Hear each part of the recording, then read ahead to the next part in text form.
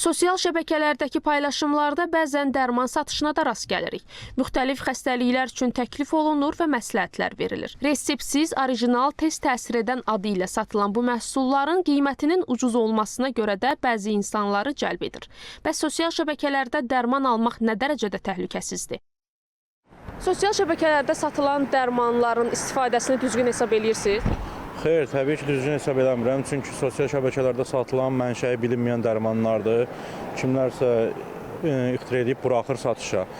Onlar yəni sertifikatsız adı olsa da belə bilinmir hardan alınır bu sertifikatlar. Məncə düzgün deyil, ziyanlıdır. Yəni istifadə edənlər görmüşəm, ancaq özüm eləmirəm.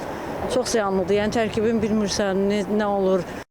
Sosial şəbəkələrdə satılan dərmanlar nəzarətsiz olduğundan hətta həyat üçün risklər yarada bilər. Nəzərə alınmalıdır ki, bu dərmanları satanlar tibbi məsuliyyət daşımırlar. Həkimlər xəbərdarlıq edir ki, bu reklam xarakteri daşıyır və həmin dərmanların yan təsirləri barədə məlumat verilmir.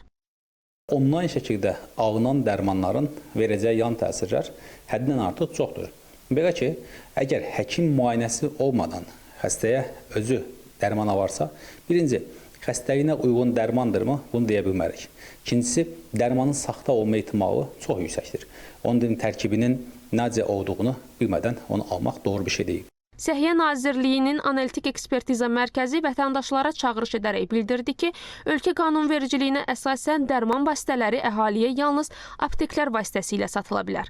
İnternet və sosial şəbəkələr üzərində həkim təyinatı olmadan dərman sifariş etmək tövsiyə edilmir. Dərman vasitələrinin onlayn sifarişi yalnız lisenziyalı apteklərin rəsmi internet səhifələri vasitəsilə mümkündür. Çatdırılma isə müvafiq qaydalara uyğun həyata keçirilməlidir.